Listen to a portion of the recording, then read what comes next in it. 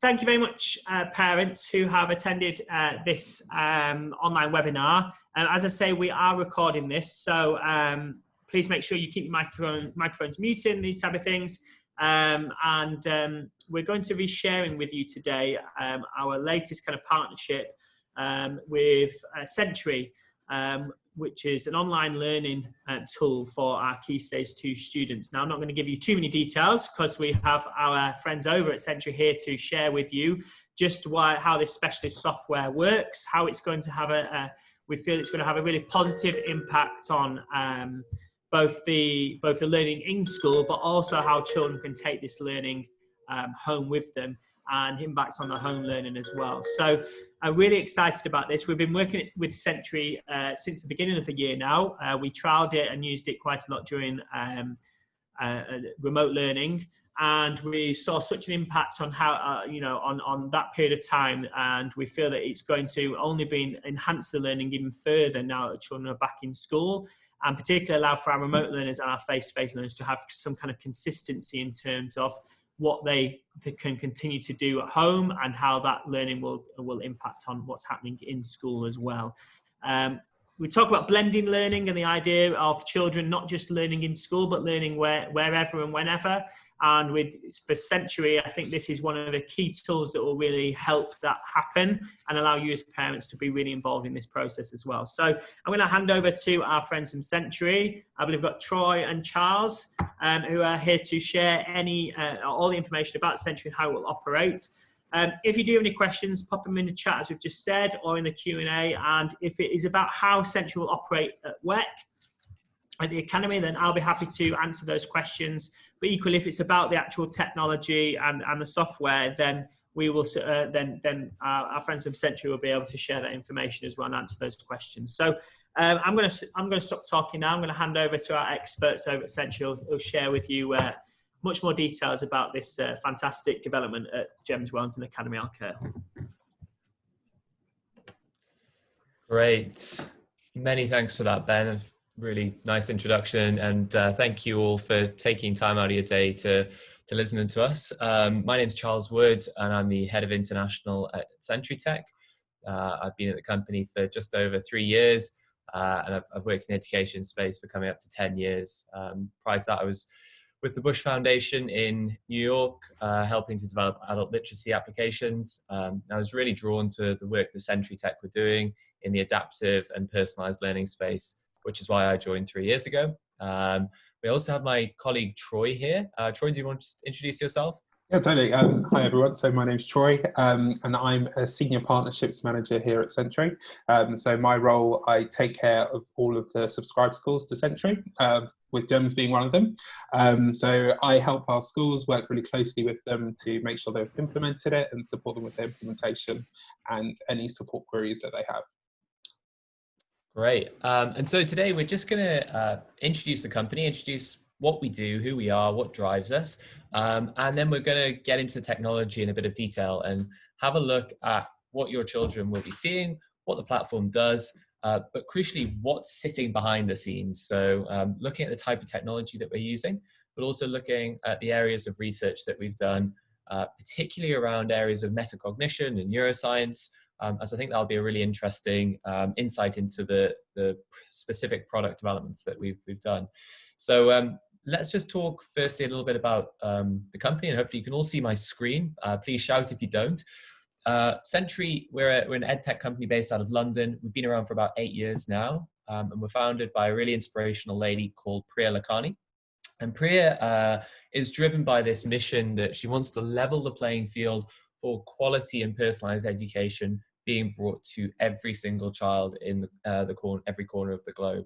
And she believes really passionately about that, and that's what's driven Statutory to where it is today. And those are sort of built on 4, I guess, key pillars, if you like. The first is that we believe every single child should have access to world-class learning content. So not just if you're at Eton or an extremely important private school, but you should have access to world-class content at every single institution that you send your child. We should also be empowering our teachers we're obviously a very data-driven company, and we know that teachers, especially in the UK where we're from, are leaving the industry in quite a large amount of or in quite a fast pace, and that's mainly because of workload. And when we look at that workload, it's often things like micro-marking, analyzing data, entering data into spreadsheets, and so we're trying to utilize technology to assist teachers in those more sort of manual tasks that can be automated, so that teachers have more time for those face-to-face interventions and interactions with your children. We're also looking obviously at vast quantities of data, and one of the key sort of bits of technology that we utilize is artificial intelligence in order to make recommendations to your children based on their gaps in knowledge and their strengths and areas for improvement. And that's done by looking at big data and looking at patterns and correlations and statistically significant patterns and correlations, and then trying to make recommendations to help improve learning outcomes. Finally, as a social impact company, we want to make sure that AI is not just for those who can afford it. It should be made equitable for all sorts of people around the world. So we work with a lot of governmental organizations, including the Department of International Trade, Department for International Development, to make sure that we can bring this technology to different parts of the globe. We have a government contract with the Lebanese ministry, and we brought this technology to different households across the country. We also have we had a government contract with the UAE ministry and in all of their emirates with some of their state schools. And we have a ministry contract with Belgium, where we've doing a whole country rollout for the region of Flanders. So we do work with lots of organizations, and we're really proud today to be talking to you from GEMS Wellington Academy Al Khail. So who are we? What makes up the team that is behind Century? Well, we have a lot of teachers. There are about 25 teachers that work for the company, and they develop content on the system. They also train and support schools. And those teachers are really important because they look at the pedagogy behind our content and how we can break things down into very granular, what we call nuggets, which we'll come on to in a minute. The other two kind of broad element or large teams within the company are the tech team. We hire around 30 engineers, and obviously there's a heavy weight on data scientists, machine learning engineers, AI specialists, and then your other back-end and front-end engineers that normally make up tech teams. So that's a key bit of our company. The final bit of our company, which I think is fairly unique for an ed tech company, but it's really important to the heart and soul of Century, is we have an in-house neuroscientist. And we work very closely in collaboration with University College London to make sure that everything that we're doing is research driven, and to make sure that we are using research to inform our product development cycle. And actually, we're going to talk a bit more about this when we look at the product. We're going to talk about 4 key areas of what we dub neuroscience. That is some of Carol Dweck's work on growth mindset. It's the interleaved and spaced learning effect that we'll look at. It's also the feedback loop. And finally, something we call active memory recall. So looking at when things move from working memory into long-term memory and how we can try to support that over time. In terms of our reach, we are currently operating in 45 countries around the world, working with some of the leading schools, including schools like Eton, Dulwich, Harrow, also with our various government contracts that are listed there. And actually, I met Ben earlier this year at the GESS Awards before lockdown restrictions and before we were restricted to working from home. I was in Dubai, where I was collecting an award on behalf of Century as we won the Best Product of the Year award that was held in the Dubai Trade Center in February. So we're really glad that we were able to support GEMS throughout the lockdown period, and we're even more excited that your school has now come on as a fully subscribed Century school so that we can really embed this technology further and see what impact it can have on learning outcomes when it comes to the end of the academic year. Here's just a nice little map of the countries that we're in, the regions that we're in. And interestingly, we're also doing a lot of work on different curricular alignments. So we're looking at an Arabic version of the platform in partnership with different organizations across the Middle East. We have an Australian curriculum version available. We also have a Flemish version available with our Belgian partners. And we're looking now at how we can branch into Common Core, CBSE curriculum, etc. So we're really looking at how we can reach different corners of the globe through curricular and language development. I'm going to move over now to the student side. We'll come back to this slide later. But if I just pop out of this slideshow, and hopefully in a second, you should be able to see just one second. I just need to move my bar. We're going to have a little look at the platform. Please shout if you can't see this, but hopefully you should see a login page with the Sentry logo. So you should have already received your children's account details, or if not, I'm sure your respective teachers will be handing those out. And we will have linked those to either Google or Office 365 where applicable. So if they are signed into their Google or Microsoft accounts, then they can automatically sign in via this button rather than simply entering their details here. The key thing to take note of, and I'm sure Troy will pin this in the Q&A box, is how I access this. This is not a downloadable app on the iOS store or Android store. It's a web-based application. And that means that you need to be using either Chrome, Safari, Edge, or Firefox. And in the login box, or in the URL box here, you need to be entering app.sentry.tech. And this will bring you to the login page, as you can see here, and then you'll be prompted to enter your login credentials at the bottom here. So I'm just going to sign us in as a demonstration student so that you can see what it looks like from a student's perspective. I've entered my credentials and I'm now logging in to the platform here. So as mentioned, this is a demonstration account that, in this case, the fictitious student is called Sinetra. And the first thing Sinetra will see is this recommended pathway that's been brought towards her. Now, if I was logging in for the very first time today, I might get a little pop-up notification, which we call a metacognitive message. And these will pop up every day with different growth mindset messaging. And that's really important because it's trying to instill positive behaviors within learning. So it'll talk a little bit about how the brain works, and how we can be better learners. It'll be tailored towards younger students and older students, depending if they're in primary and secondary. But if you do see those pop up, I'd really encourage your children to read them and to engage with them. They can say it's helpful or not helpful. And that's really important. I'm not sure if any of you are aware of the work around growth mindset. It has been a little controversial recently because countries like Australia have adopted it en masse and almost diluted some of the research that was done by Carol Dweck. But McKinsey did a really interesting study a couple of years ago now where they looked at countries and education systems who adopted elements of growth mindset in the correct way. And they found that children were leaving those education systems much better prepared for jobs of the future, because the whole essence of growth mindset is that you're encouraging children and young people to have a can-do attitude. So there is no such thing as being bad at mathematics. And we should never say to children, you're bad at mathematics, or don't worry, I was bad at mathematics when I was your age, because it's not an inherent or hereditary thing.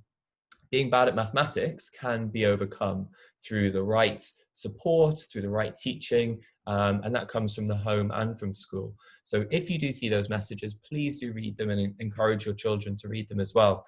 So how does this work here, and what are you looking at in front of you? Well, Sinetra has got her recommended pathway. And unlike other educational technology products, we don't follow what I would describe as a linear journey or a human-driven journey. And that is where either the pathway that is being recommended to a student is like a textbook. So you flick from page 1 to 2 to 3 to 4. Or it's like a textbook, but you're being driven by your teacher. Please go to page 1, then go to page 7, then go to page 4. Sentry is utilizing machine learning and artificial intelligence to try and recommend the next steps for students based on their strengths and areas for improvement, with the idea of removing roadblocks and encouraging students to perform better in specific learning objectives. And now what you're seeing here is Sinetra's pathway that is being drawn from the courses which she has assigned. So as a company, we've focused on mathematics, English, and science. And so your children should be able to see a range of those courses in the far right box here. And obviously when your children log in for the first time, Sentry knows nothing about them. It doesn't know what they're good at, what they're struggling with, or what level they are, or anything like that. So we have to do a bit of baseline testing first. We call those baselines diagnostics. And you can see at the front of my pathway, I have a diagnostic in number and place value. And I can hover over that symbol and it's telling me that it's a diagnostic assessment. If I go into this, you'll see that I'm presented with first a slide explaining that this is just a little test to work out where your gaps in knowledge are. Use a pencil and paper to help you, especially in mathematics, that's important. But most importantly, don't worry if you don't know the answers, just try your best. And I can't emphasize that message enough, because this is not what we call a high stakes assessment. It is low stakes, and it's just to give Sentry a bit of insight into what your children know, what they don't know. And teachers might do this at the beginning of a topic, they might do it at the end of a topic, or they might do it somewhere in between. And it's a really good indicator of how much of that information students have understood, especially over time. If I go into this, hopefully I can try and get one or two right. I should be able to with primary mathematics, but you'll see that if I get things right or if I get things wrong, it doesn't give me any feedback whatsoever. And that's really important at this stage, because we don't want learners to be disheartened or deterred from learning when they first go onto Sentry. So that's fine, it's not broken. They're just not getting feedback because that's how we design our diagnostics. And I can go through this and I can click I don't know if I don't know. I can get things right and I can get things wrong. And you'll see that I'm moving through the questions on the right hand side. I'm useless at Roman numerals, so I'll definitely get that wrong. And then at the end of that, I'll just get a little summary to say, thanks for doing that. That's given Sentry a bit of data. And now we can try to make recommendations to you. So if we now go back to my pathway, you'll see that along my pathway, I now have a series of recommendations with these little arrows saying focus for improvement. So I have some in English, I have some in mathematics, and I have some in science. And those are now being recommended to me as mini lessons. So here, if I go to adding and subtracting decimals, instead of just quizzing and questioning the students, this time there will be some learning material. And here I've got a slideshow just explaining how I add and subtract decimals. There's a worked example here as well. But actually, in the top right-hand corner, your children will always have access to at least 2 types of learning material. So there will be a video, and hopefully I can make sure that the audio comes out. If I play this, 1 minus 5. So we back to the beginning. remember, anything to the left of the decimal point is a whole number, whilst anything to the right will be a decimal. Let's look at the place value of some decimals. So this is Claire, who's a former primary school teacher who's taught in the classroom for at least 5 years, and she's designed and developed this content for us in-house. So it's all up-to-date pedagogy. A lot of it has been drawn on the Singaporean maths techniques, and it's all mapped to the English national curriculum, the Cambridge checkpoint system, or if you get to secondary school, we map it to the IGCSE, EdXL or Cambridge curriculum as per your school requirements. So it's all linked to your school curriculum. And as you can see here, it's a mini lesson allowing your children to plug in, listen to a teacher explaining the concept, and then doing some worked examples with them. So at times, Claire might ask the students to pause the video and try and work it out themselves with a piece of pen and paper. And actually, I think a great suggestion is to give your children a Sentry notepad or jotter where they can practice and go along with the teacher as they're watching the videos. I'd really encourage that as something that children do as they're learning. It's drawing on elements of dual coding, especially if they're using imaging. This also helps with that retention of information. Once they've looked at the video or they've looked at the slideshow, they will then be assessed on how much of that they've understood. So there are questions, formative assessment questions, we call them, and that will tell the student whether they are right or, in this case, wrong. So there will be feedback about that as they go through.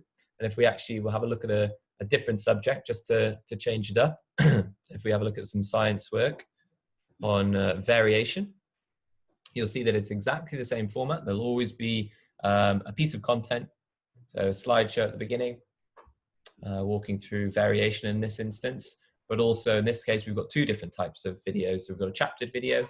Again, this nugget is about variation. The scientist. In this nugget, Cheska. we're going to look at how living things.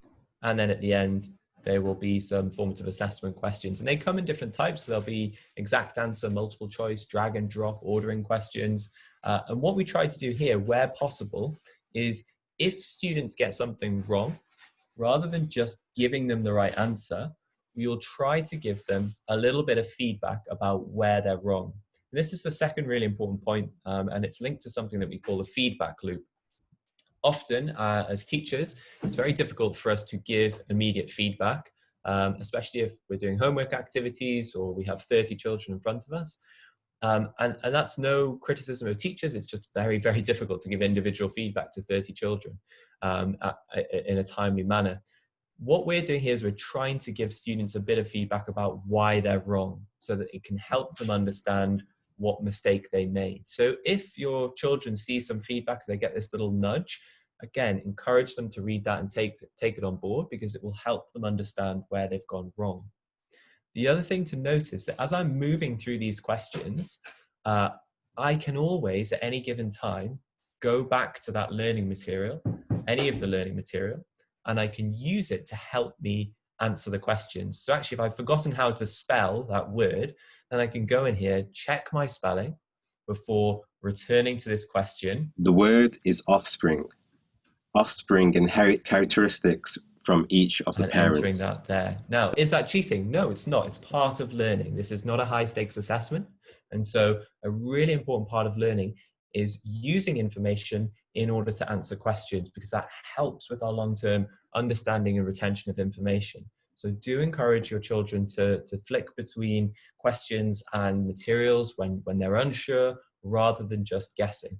And then at the end, there'll be a bit of feedback about what happened within that episode in terms of score, completion rate, but also areas for students to complete if they wish, in terms of how they rate the content, how they feel, are they engaged or not engaged, what does that mean?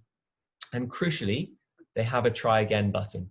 Now, I'd always encourage students, and when I used to visit classrooms a lot, I'd say, if you're not happy with your score, if you think you can do better, you should try again, because the learning material's there to help you. This is a really good and important thing to encourage in young learners. Try again will bring up different questions, but assessing the same area. And so that's, again, really important from our perspective, because we want to try and instill deeper learning and deeper understanding of topics, rather than just memorizing the questions that we already have. So they will see different questions, but it will show them, it'll still be assessing the same area, in this case, variation. So that's a nugget. And maybe nugget will become a household term that's being used now. And certainly we work with about 100 schools in the UAE, and nuggets seem to get thrown around quite a lot these days. The other thing I wanted to highlight on this pathway is something that we call the interleaved and spaced learning effect. So you'll notice that I don't just have mathematics, or I don't just have science. And that's really important, because when we're looking at young learners and we're looking at the way in which we learn and acquire new information, which is all about creating new neural pathways, connecting neurons in our brain through synapses. Your synapses and young people's synapses only have a limited capacity to take on board new information before they become overloaded.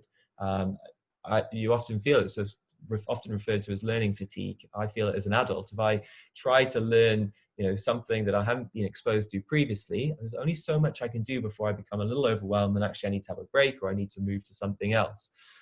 We deliberately interleave the subjects amongst each other, so that you're not just focusing on mathematics for an hour or science for an hour, but actually you're flicking between different subjects. But also, we might try to make cross-curricular links. And that becomes maybe more prevalent in secondary, but are you struggling with elements of physics or velocity or something like that because of your understanding of mathematics? Well, if so, Sentry can make those connections and try to recommend a bit of foundational material in the mathematics course, and then build upon it within science. So that's why you can see lots of different subjects. But if you ever want to just go on to one of the subjects, you can always flick all of the other subjects off, hit apply, and the pathway will rejig and just show some science work. Ben, I think I can see your hand up. Do you have a question? Or maybe not. Maybe not. Okay, I'll continue. I thought I saw Ben's hand. There's a few there's a hand up. It's not me. There's a few Ben Supers in this. I'm not sure why. I've been duplicated. If you've got any questions though, can you type them in the chat? I'm happy to answer them because I know a few people are asking questions about when's it going to start, this type of thing. So I'll happily answer those in the chat. Because there's about 10 different Ben Coopers in this. Multiplied. Chat, so I'm not sure why. Yeah, there's lots of me, which is a bit of a scary prospect. But any questions, pop them in the chat and I'll answer them. Great, thanks. I'll continue then. So yeah, that's just how you focus on one of the subjects if you want. But I'd always suggest trying to have the different subjects so that it takes advantage of that spaced and interleaved effect, which is so important for long-term learning. One more thing that I'm going to show you on this pathway, which I don't actually have as an example here, but if you click on the little question mark next to the path button, you'll see that it brings open this key that explains why certain nuggets are appearing there. Now, we've already covered the diagnostic assessments. Those are the initial baseline tests to just understand what your children know and don't know. There is a set by teacher function. And over time, some of your children's teachers at GEMS Wellington might actually use this to plant certain learning objectives in the pathway. So I've got an example here. My maths teacher has set me finding fractions of amounts.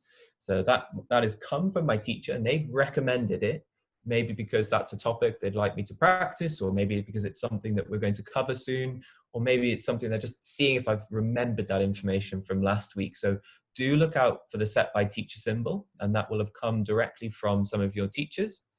The other thing to look out for, which I think is one of the best things that we have here, is the elephant symbol. I always ask children when I see them, what are elephants known for? Well, elephants, of course, have incredible memories. And so the elephant symbol is our memory boost feature.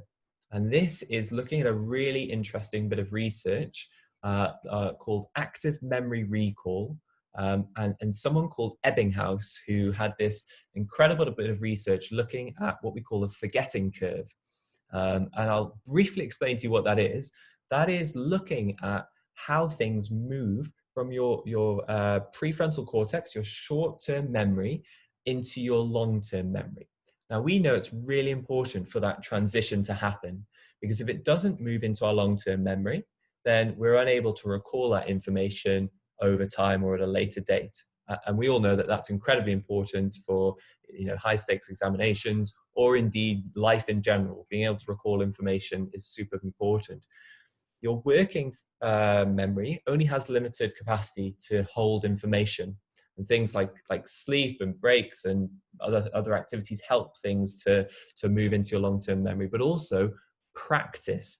And a lot of our teachers in the company always say, not practice makes perfect, but practice makes permanent. And that's what this memory boost is trying to do. So over time, Sentry's algorithm will try to bring learning objectives back to the students with different questions to see if they can recall that information. And that's really, really important. So do look out for the memory symbol and know that that's there for a good reason. It's just trying to help instill that knowledge into the children's long-term memory so that it retains there over time. And I know that teachers love this because teachers are under a huge amount of pressure to cover the curriculum throughout the academic year, and especially now where there's a mix of blended and in-person learning. So do look out for this memory symbol. It's really, really important. That's the pathway. I hope that's made sense. And I think it can be used in a very independent way, which is of course important in this current climate. We need our young people to be independent learners and to develop this growth mindset so that they can, move through the education system and move into an ever-changing workspace or workplace where lots of the jobs of the future are very uncertain, but we know that a key skill for young people is the ability to learn and continue learning independently. So do encourage children to use this in an independent way, and not just because their teachers set them homework. That's kind of the whole purpose of Sentry, is for it to be an independent tool as well as a school tool. You might also see this assignments box down here. Again, from time to time, the teacher might set some assignments for the students with a hard deadline. So saying, I'd like it completed by this date. I'm going to show you two more tabs before we move on, but the second tab is the courses tab. Now, my courses tab is a bit overwhelming because this is a demonstration account and I've got lots of different primary courses assigned to me from year 3 to year 6. So don't worry, this is not what your child's will look like. They will probably see 3 or 4 courses maximum. And this is great if you are on half term, or if you're over the weekend, or this long summer breaks. Children and adults, you can come onto the system as well, can go into any of these courses and you can have a look at all of the available lessons. So here, this is the primary mathematics year 6 course, and I can see every single nugget that is available for me. And it's broken down into strands or topics on the right hand side. So if I know that I need to practice my algebra or ratio and proportion, I can click on that topic, and then I can see all of the corresponding nuggets. So that just allows you to practice independently. If you know you've got a test coming up, or if you know that you're a little weak in a specific area, then you can go here, you can look at the learning material, and again, you can practice with the formative assessment questions and some of that feedback that comes at the end. So that's the courses tab. The only other thing I'll show you on the courses tab is the About Sentry course. And all of your children should have this. And it's just got a couple of key videos welcoming the children to Sentry, and also a student's FAQ video, which will just go over some of the basic concepts of Sentry, how to use it, and some top tips. So that's actually a really good starting point. If you haven't already seen this, it might be useful to sit down with your children and watch these 2 short videos just to get a better understanding of how Sentry works. The final thing that I'm going to show you on this side of the platform is the bottom tab, and that looks like a car's speedometer. It's called My Dashboard, and I think it is the most important page on Sentry, maybe after the recommended pathway, but this is really, really important. And here, your child will have access to all of the courses that they have assigned. So here, Sunetra Gupta, some of you might know Sunetra, as quite a famous person, but she has all of the different courses assigned to her. And if she wants to, she can click on any of those courses. So let's stick with primary mathematics year 6. And then this page will populate with all of the work that they have done on Sentry in this course. Now, this is important for lots of reasons, but firstly, it's going to give Sunetra an overview of how many nuggets she's completed, what her average score is. She can see every single nugget that she's attempted, those areas that she's doing really well in, but also those areas that she hasn't done so well in. That will then feed down into this tracker, which she can order by just clicking on any of these metrics here, and it will show her everything that she's attempted. It's date stamped, but also it'll show her best score and her last score, so her most recent score. For me, the power of this page is in these 4 boxes here, which are going to update as and when Sunetra learns, and it's going to show her her most recent and relative strengths in this particular course, mathematics, her recent and most relevant, relative areas for improvement, so things that she hasn't done well in. But crucially, it's then going to give her the next steps. And this is what I mean about removing those roadblocks from learning.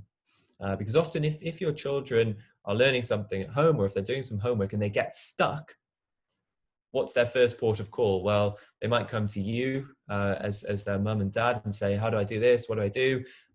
They might wait for feedback from their teacher the next day when it's marked. But actually, the most powerful form of feedback is sitting here, where the children can immediately try to rectify that and try to do some prerequisite learning. So for any of the strengths, we are recommending areas to stretch themselves. So areas that they can push on and do well in after they've done well in these areas. For areas for improvement, we're recommending prerequisite pieces of information that they can practice that will then help them with these areas. And what's great about this is it's designed around pedagogy and the structure of the Year 6 maths course and prerequisites from Year 5 and Year 3, or however low down it goes. But it's also looking at statistically significant patterns in data. So have 50,000 students done well in this topic before doing well in this topic? Well, if so, then that's a positive pattern and correlation that we can recommend to students. So I think as parents and as teachers, a really, really great strategy for using this page is once a week or whenever it is, review this page with your children. Have a look at it, have them identify some areas that they're not doing very well in, and then have them practice the areas that can help them with those areas. And what's really nice is over time, you can see these updates and you can see new things being recommended. And I think it's such an important skill to encourage this for independent learning and to actually put some agency on the learners so that they are taking charge of their learning pathways themselves.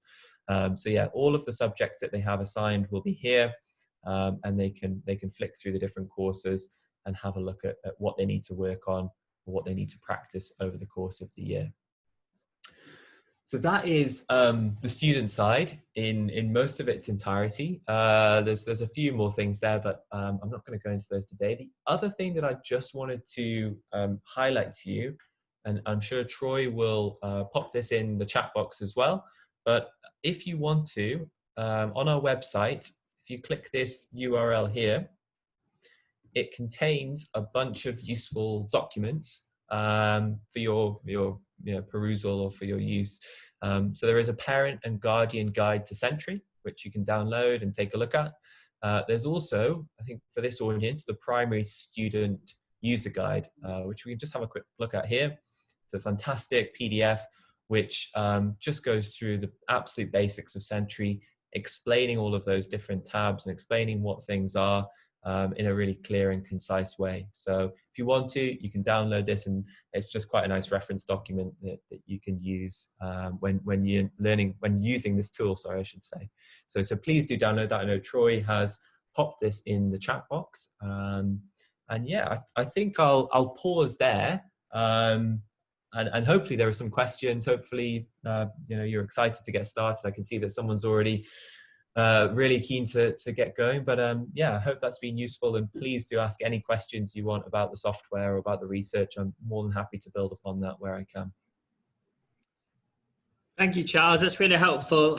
So while you pop your questions into the chat, I'll just run over a few key things. Because obviously, Charles has spoken about the software and the website and how it operates. Obviously, the key thing for us in this session is about how, information for parents is one, how to use it, but also then what will this look like over the next few weeks. So already many of our students have already been shared their passwords and their login details. Those have been emailed home or will be coming home by the end of this week, by tomorrow. And then from there, really, it is about utilising this, is allowing children to access this at all times. So children will be accessing this in school, but they will also be accessing this at home. The key things really is is obviously the heavy neuroscience link, which is something that we really want to continue to do, because neuroscience is obviously the science of learning and how our brains operate. And this is what we want to achieve, ensure at the school, is that everything we do is based upon research and the absolute best form of learning. And our teachers are already trained on these type of aspects, but it's to make sure that everything we do in school is based upon research and really making sure that that it has the best impact on the students' learning, because that's what we're all here for. And when I met Charles, it feels like a very long time ago now, because we met face to face without any masks and no social distancing. But that's what really stood out, is that this is based upon research and how children learn best, and that's really key. Obviously, the other key thing is, and what really sets us apart, is how some of the things that we use at the moment, things like My Maths, have been great resources and are useful, but things like that, they don't give children any new questions. So once you go back into it, it gives you the same questions, which of course for children is no good, because you can memorize the answers to the question, not necessarily get any better at the kind of learning behind that and the understanding. And so for the key thing about this is that it repeats questions, but in different styles, and presents it in different ways, and challenges children to think about the same skill, but in different contexts and through different questions. The key thing as well for parents is that it's sometimes quite confusing as to where can you get better at science, and where can you get better at English, and where can you get better at maths, and this does all of it. So I'm hoping in the future, when parents say, I really want my child to focus on science, brilliant, Century. I really want to, my child needs to, I'm worried about their mathematics and how they're performing, brilliant, Century. The one go-to place that will really have the best impact on our students, and make it much less confusing for parents and children as to how do they get better at all the core subjects. The key thing as well is that I know for parents, particularly in mathematics, is that sometimes when your child is at home and they want to get better at something, you're not entirely sure how to help them, because the methods that the children are learning are completely different as to the methods that we were taught. And the key thing and the emphasis is that it's not homework where children are just completing work, it's home learning. And I've stressed this before, that when the children go home and we set home learning, it's to encourage them to learn more and develop their knowledge. And parents sometimes find that difficult, but the key thing with this is with every kind of activity, there is learning and resources there and videos to support you as a parent and the children in getting better at these things. And that's really where this blended learning starts. Children are not just learning at school and then doing work at home. They're learning in school and they're learning at home. The diagnostics will be done in school to make sure we're delivering them consistently.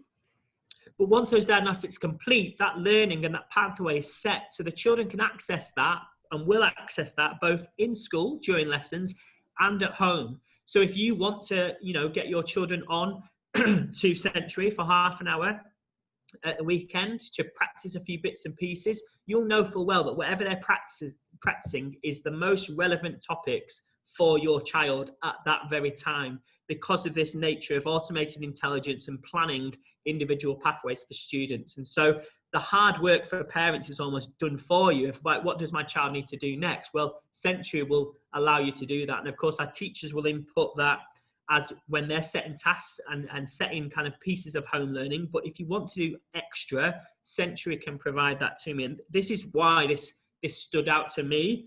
And certainly when we were trialing it previously, it really stood out to our teachers as well, just how much of an impact this would be. There was also one question about transition, and this goes right the way through secondary to GCSE. So at secondary are looking at this and trialing it, because it will be used slightly differently in secondary. Obviously, it's much more student focused.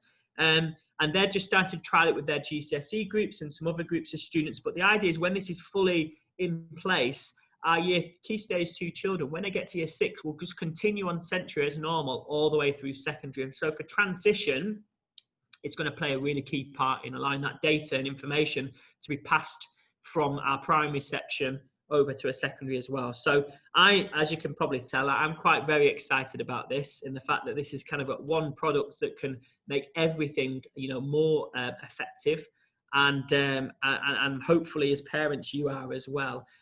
So I'm just looking at our questions. So we've got a few questions, lots of sounds very promising, thank yous. Any questions? Did you spot any, Charles? So Dwight has asked about My Maths being set. So at the moment, we are obviously have subscriptions for My Maths and Century. What I'm hoping for is that we will move over to Century, so all the tasks will be set on Century. We will continue to use My Maths at the moment. We still have a subscription, but I think, and we don't want to just jump over and just give up everything that was already exists.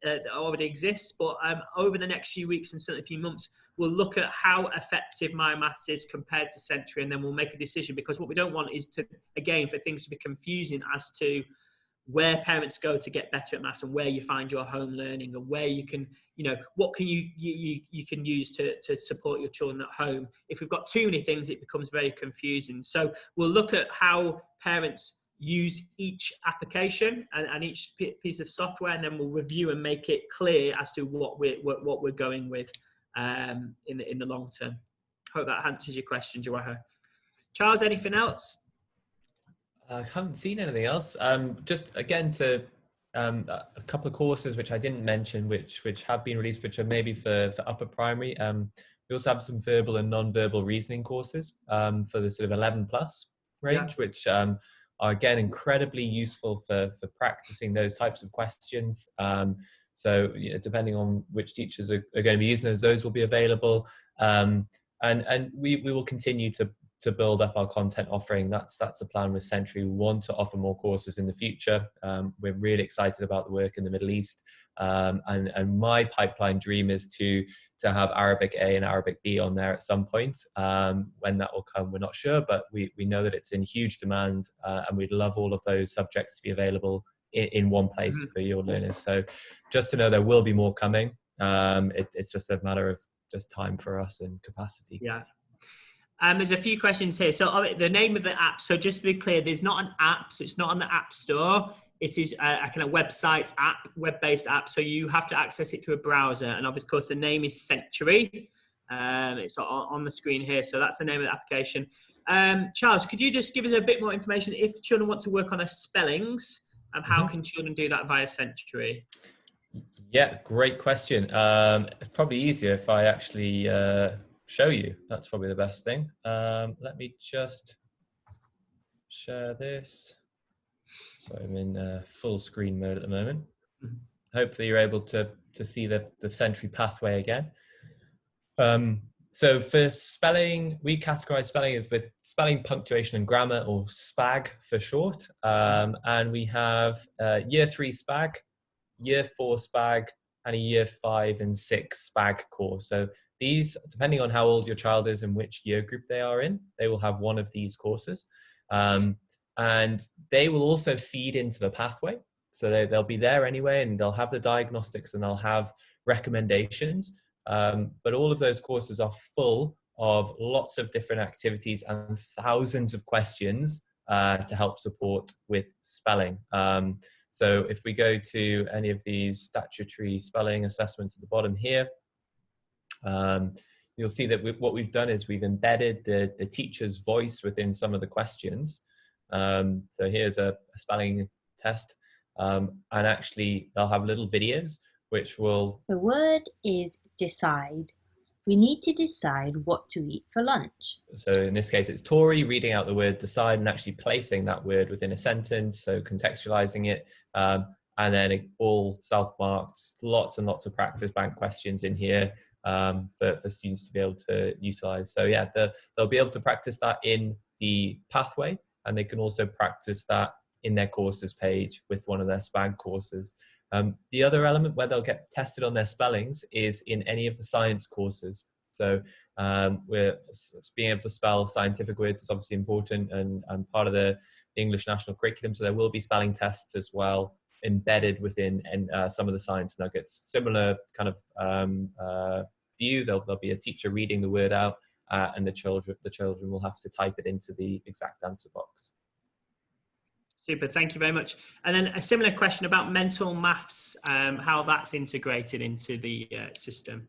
Now, I know one of the key things, and this is it's a difficult one, this one, because in the UK, mental maths tests are not statutory, so they're not tested on. So it used to be that in the UK you would have a mental maths test in Year 6, where you were timed 10 seconds to complete certain questions. Now, in the UK, actually, that doesn't exist anymore.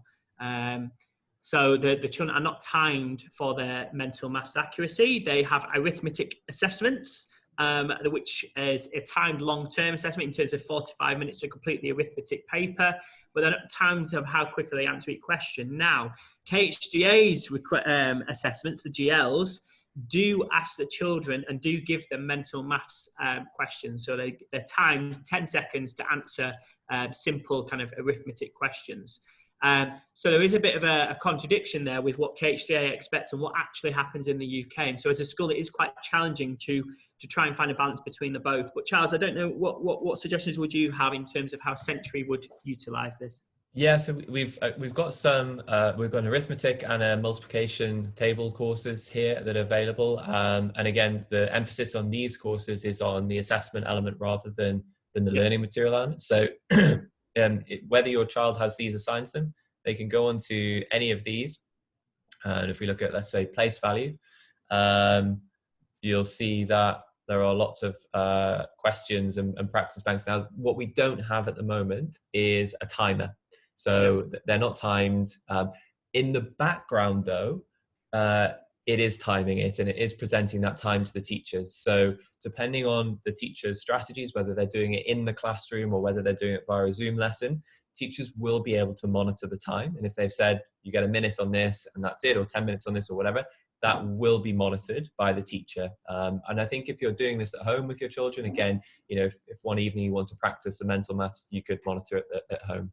Yeah, and like they said, the key thing this is that the whole point of home learning and Century is that it's learning. So this is yes, it has assessment in this to kind of help predict what the children need to do next and to challenge them. But the idea is this is not a test. It's not a test where the children go on and they time themselves and this is the answer. We do have other tools that we use as a school to help support children through that process. But the idea is this is developing skills. And so what we don't want is put time limits on them during their learning opportunity. And that's the key thing. We obviously want to know how long they're taking to answer all the questions, because it gives an idea of how easy they're finding it. If someone does something in a minute and another child does it in 10 minutes, then that shows you perhaps how much a child was finding it difficult. But the key thing here in terms of mental maths assessments and tests, that's not the purpose of this. Is a home learning, a learning tool, a blended learning tool, which is idea to help children get better at things, not just to tell us just how quickly they can answer a question. If that makes sense. The other thing I'd just add to that and build upon is, and I'm sure I don't need to say this, but it's so important as parents that you let your children do this themselves. And I know how hard it is sometimes to watch your children get something wrong and not go in and help them a bit, but actually on Century, it's really good if they do it by themselves, because then Century learns about those mistakes and it makes recommendations to try and support them. So where possible, do let them learn by themselves and practice by themselves. Thank you. And then a similar question in terms of explanation videos for science, in particular experiments. Great question. So yes, certainly in secondary, all of the GCSEs that are now part of our national curriculum and part of the assessment criteria are all in mini videos. And then within the Key Stage 2 course, where experiments and videos experiments and tests are applicable, there will be mini videos on exactly how those are conducted. So please look through the Key Stage 2 course or the year specific course that you have assigned, and it will have little videos and lots of resources for that. There's always at least 2 types of content available for every single learning objective in the English National Curriculum. Yeah. Thank you. I think that's all the questions asked. Is the homework will be uploaded on Central or still home learning? Yeah, so the home learning menu is different because obviously that's more open-ended. Some of it's more project-based and kind of connected across the curriculum. And this will go inside with this. So at the moment, I know we're uploading a lot of kind of worksheets and also setting things on My Maths. And there's lots of bits of kind of tasks being set in lots of different places. The idea is this is kind of bringing everything together into one place where the children is like the go-to place to really make sure that they can home in on their skills. The home learning menu will continue. And again, as we go through this year, if we feel that it's all a bit too much, we'll reevaluate what amount of home learning we're delivering. But I do still think at the moment there's still a place for that home learning menu where children can select and pick kind of more creative approaches to homework, let's say, whereas this one's much more kind of very focused on individual skills and kind of homing in on various subjects. And so hopefully this will cater for what all parents want. Some parents who really enjoy the kind of project-based learning and going away and creating things and spending lots of time. Whereas some parents, especially some of our busy parents, would benefit from kind of key kind of more independent, focused home learning tasks that potentially Century will set up for us. And the teachers will assign. Again, this is very beginning of this. It is starting to be used in class as well. But as we go through this term, and certainly into term 2 and term 3, we'll start to evaluate what are we setting for home learning, and how is Century being used in classroom as well, and what's best for the children and the parents, and what's manageable. So that's a really good question. But I still think at the moment we'll still set these home learning menus up. And at the same time offer this as another option for Century, and then we'll evaluate what's best for us all in the long term over the next term or so. Okay. Super. Okay, so I know it's 5 o'clock now, so we've hopefully this has been a really useful session, and has given you an insight into just the exciting opportunity that Century presents for our students' learning, and how this can be integrated both in school and out of school. I'm very excited about it, and I know our students are enjoying it as well. And the key thing is that this is one part aspect of what we deliver as a whole as the Academy, and it's a step forward in how we ensure that everything is consistent and really sets the highest expectations for our students. And so this is one aspect that I think is really going to make a difference, particularly for our parents and the home learning that takes place in the Academy, and how that feeds back into the learning in the classroom. So, Charles, do you have anything else to add or to finish with? Just some statistics I think are always great. I'm just looking at the back end, the data that's coming through, and I think it's amazing that in the past 7 days at the Academy, over 14,000 self-marked questions have been answered, and nearly 2,500 nuggets have been completed by students. And I think that just shows a really encouraging sign that teachers and students are engaged in the learning process. And it's really great to see, and we look forward to supporting the school throughout this academic year. Okay. Thank you very much. And yeah, so thank you, Troy and Charles, for their time. It's always nice listening to our experts talking about how we're going to work together in the future to really enhance the learning here at the Academy. And again, if you have any further questions, then please do let us know, and we're happy to answer them. If you haven't received your login details yet, then they should be coming out no later than by the end of tomorrow. If you perhaps think you may have missed that, then just contact your class teacher and they'll be happy to share those login details again with you.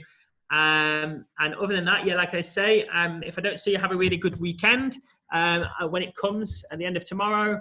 And if you do any more questions, then please do get in touch with your class teacher or one of the members of one of our staff members, and we'll be happy to support you in making sure that you're getting onto Century and the learning is being accessed there. So thank you very much. Thank you, Charles and Troy. It's been really beneficial. Great. Thank you, Ben. Thanks for organising. No worries. Thank you.